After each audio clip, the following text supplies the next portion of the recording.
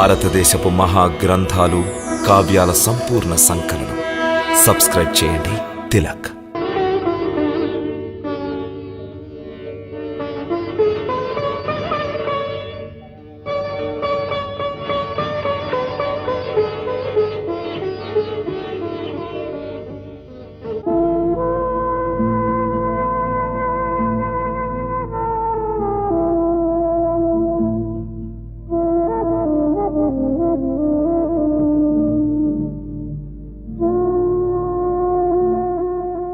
హే మాతా జన్మభూమి, హే మాతా అయోధ్య, నేడు నాకు నీ చరణస్పర్శ చేసుకునే అదృష్టం మరలా ప్రాప్తించినది. నీ పుత్రుడు రాముడు నీ పవిత్ర పాదములకు శతసహస్ర ప్రణామములు అర్పిస్తున్నాడు. జననీ జన్మభూమిశ్చ స్వర్గాదపి గరీయసి.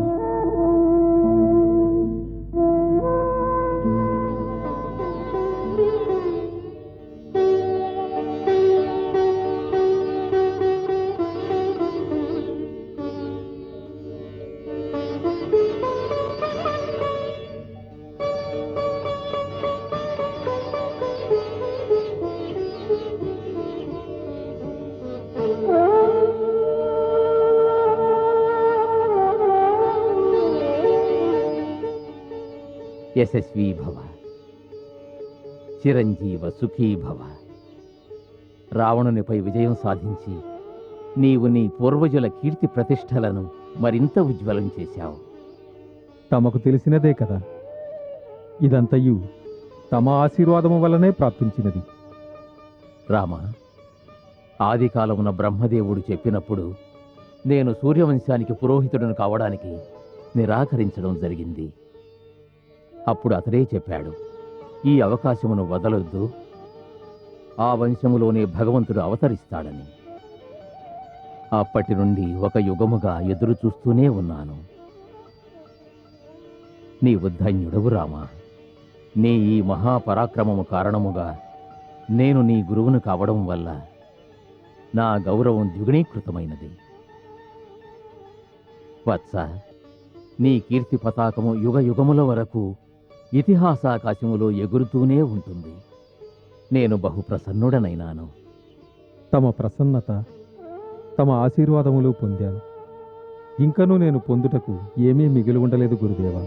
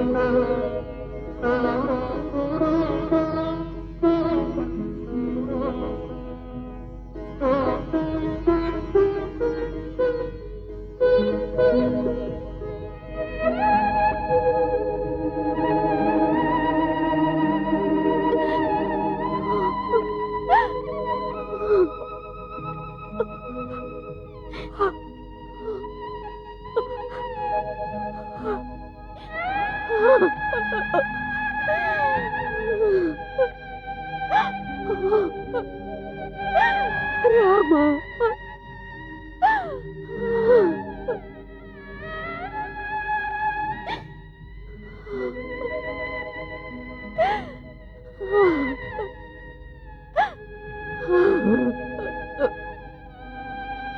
అమ్మా, నా కోసం పాయసం చేసి ఉంచావుగా. నేననుకున్నాను నన్ను తప్పకుండా పరమాన్నం అడుగుతావని. అమ్మా, అందరికంటే ఎక్కువ పెడతావుగా. నీకోసం నేను ప్రత్యేకంగా చేశాను.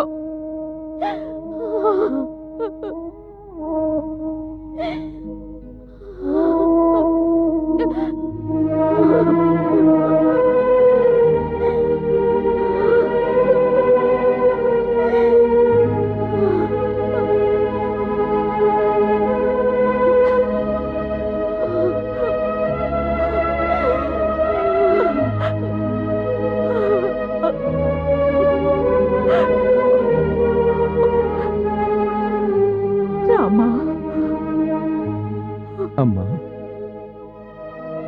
పెద్దమ్మ చెప్పింది లక్ష్మణుణ్ణి వెంట తీసుకురాకుండా అయోధ్యకు తిరిగి రావద్దని.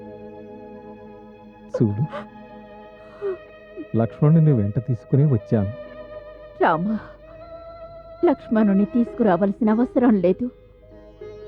అతను నీ నీడలాంటి వాడు తండ్రి. నీవెక్కడకు వెళ్ళినా అతడు వెంటే ఉంటాడు.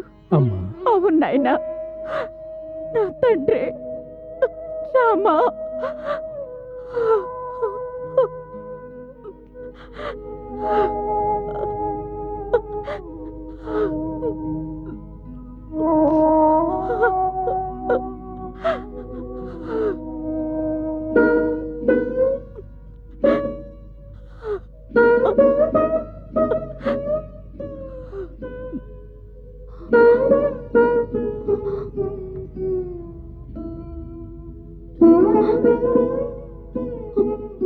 అమ్మా, నాయనా, నా తండ్రి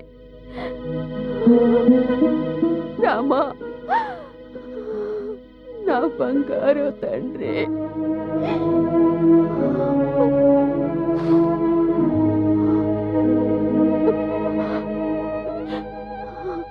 రామా, నీకు ఆపద ఏర్పడిన ప్రతిసారి నేను నా ఆత్మచక్షువులతో చూసేదాన్ని. కానీ నేను చాలా దూరంలో ఉన్నాను తండ్రి. నేను నీకు సాయం చేయలేకపోయాను. అమ్మా, నా ప్రతి ఆపత్ సమయంలోనూ నిన్నే నా కళ్ళ ముందు నిలుపుకునేవాడిని. నా నరములలో నీ మాతృశక్తి ఉన్నది.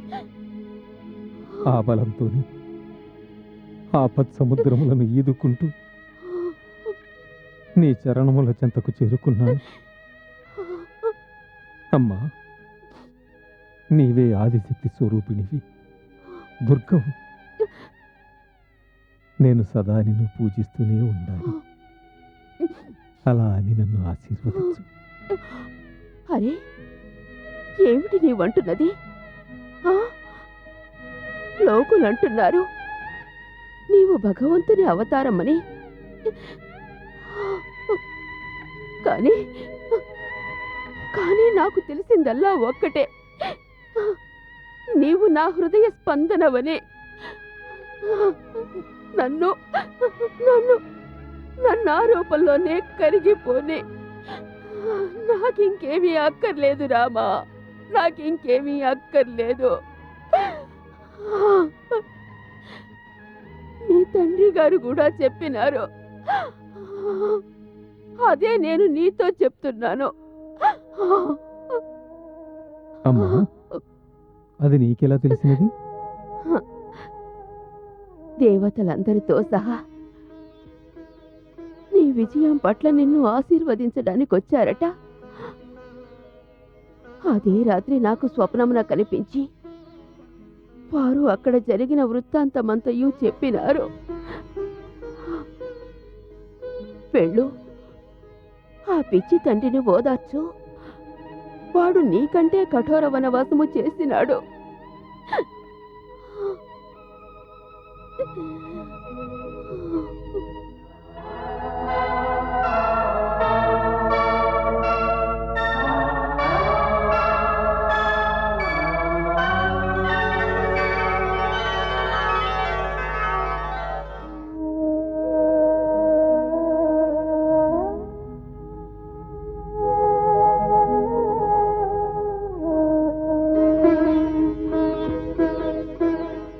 భరత,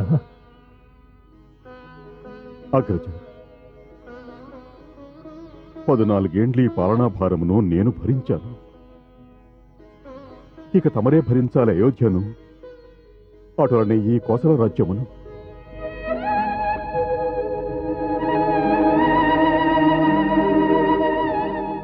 అగ్రజ, ఈ బాధ్యతను ఇక నేను తమ శ్రీచరణములకు అర్పిస్తున్నాను. స్వీకరించండి.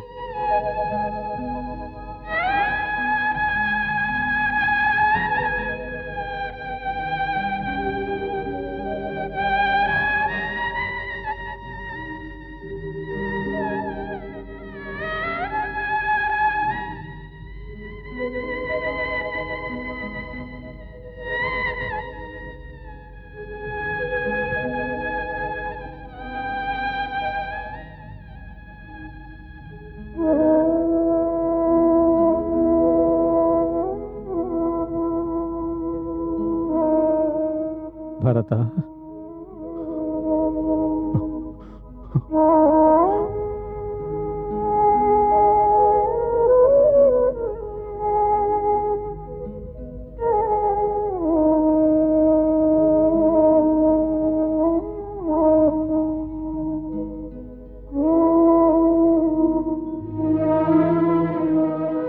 అగ్రజ,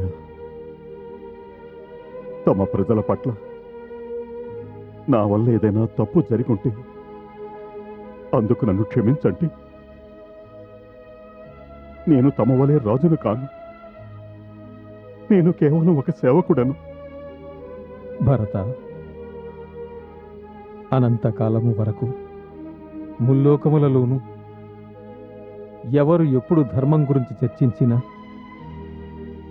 ఆ ధర్మానికి ప్రామాణికంగా ఒకే వ్యక్తిని ఆదర్శంగా తీసుకుంటారు. ఆ వ్యక్తి ఒక్కడే. ఆ ఒక్కడు నా భరతుడే. భరత, నేను 14 ఏండ్లు వనవాసం చేశాను పితృదేవుల ఆజ్ఞ కారణంగా. కానీ కేవలం మమతల కోసం, భాతృప్రేమ కారణంగా 14 ఏండ్లు రాజధానిలోనే ఉంటూ కూడా సన్యాసి వలె గడిపావు. భరత, నీవు మనందరి సోదరులోను మహానుభావుడవు.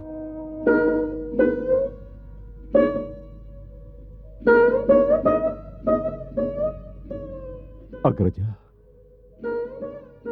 అమ్మ నిజమే చెప్పినది. నీవు భగవత్ స్వరూపుడవు. తన తుచ్చ భక్తులకి ఇలా గొప్పదనం ఆపాదించుట ఒక్క భగవంతుడికే సాధ్యమవుతుంది.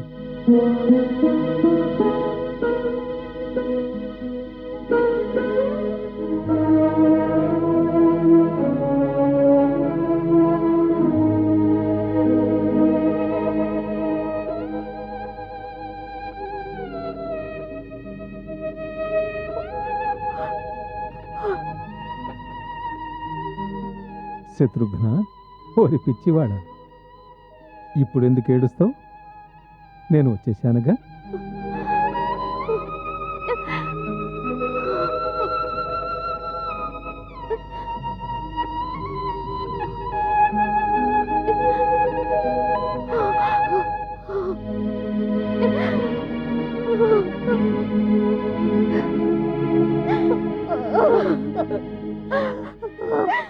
దీర్ఘ సుమంగళీ భవ, దీర్ఘ సుమంగళీ భవ.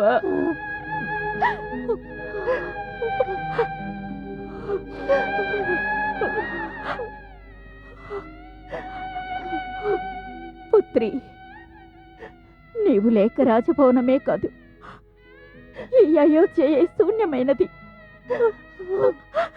శూన్యమైనది. నా తల్లి,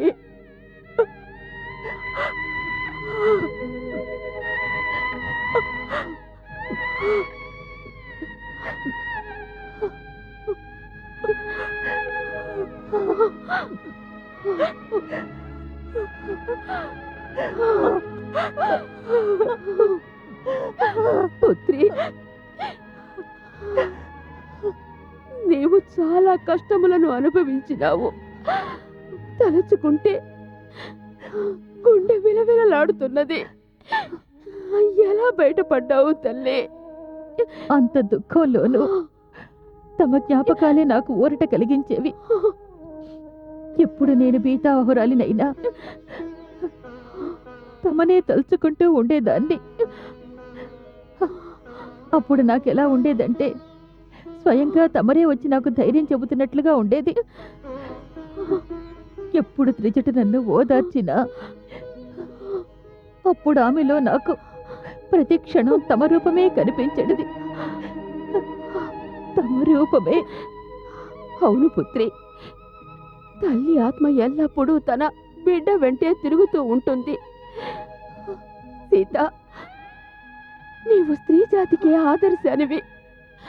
రాబో తరాల వారు కేవలం నీ పేరు తలచినంతనే పవిత్రులవుతారు, పవిత్రులవుతారు తల్లి.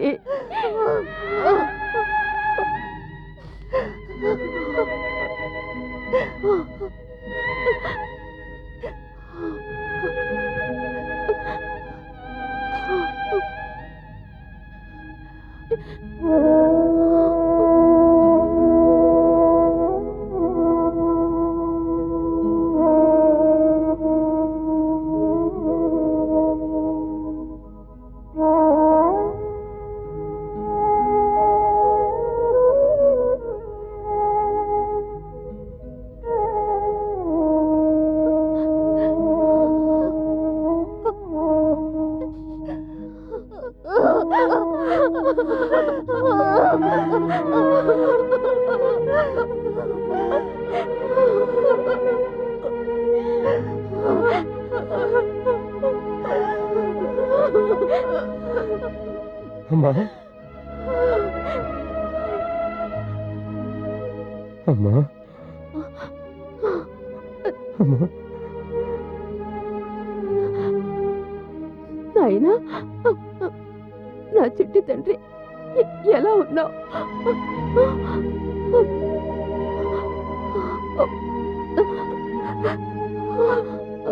బాగున్నానమ్మా. గాయము తగిలినప్పుడు ఈ పెద్ద తల్లి గుర్తు వచ్చినదా? అవునమ్మా, నాకు మూర్ఛలో నీవే గుర్తుకొచ్చినావు. నేను నిన్నే పిలిచినాను నాకు సహాయం చేయమని. ఆ సమయమున నేను నీ గొంతు విన్నాను లక్ష్మణ.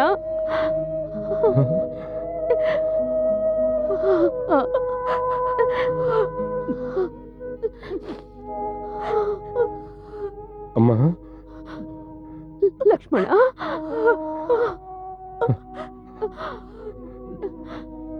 అమ్మా లక్ష్మణ,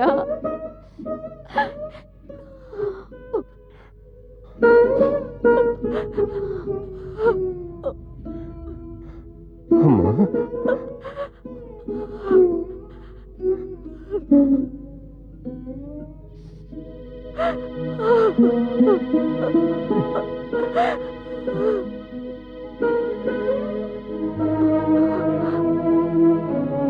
లక్ష్మణ, నీవు నా పాలు త్రాగి పెరిగినావు నాయనా. భరతుడు ఎలా ధర్మానికి ప్రమాణమో యుగ యుగాలకు పాతృ ప్రేమకు ప్రమాణంగా నిలుస్తావు. నీకు సదా జయమగు కాక, సదా జయమగు కాక.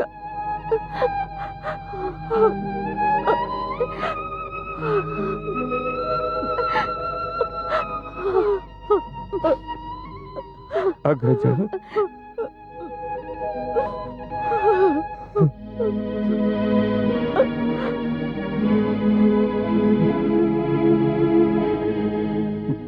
అగ్రజ,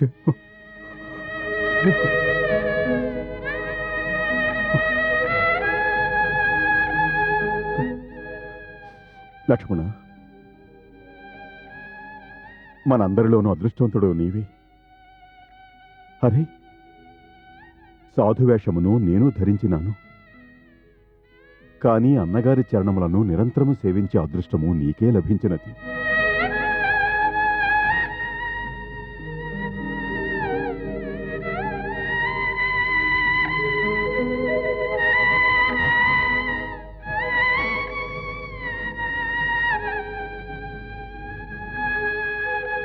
అనుజ,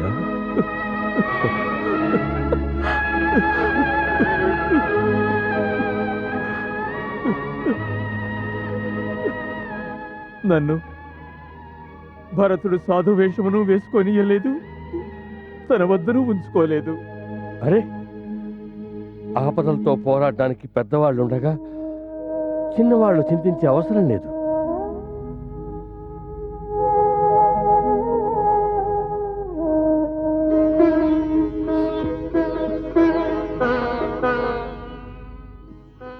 గురుదేవా, వారు వనవాస వేషముతోనే అయోధ్యలో ప్రవేశించదరా?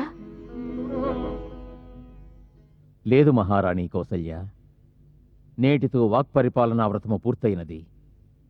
ఇప్పుడే సరయూ నదీ తీరమునకు వెళ్ళి రామ లక్ష్మణ భరతులు ఈ ముగ్గురు సోదరులకు జటా విసర్జనము చేయించి సముచిత దుస్తులు ధరింపజేసి మహారాజుల వలె రాజభవనమునకు తీసుకువస్తాను.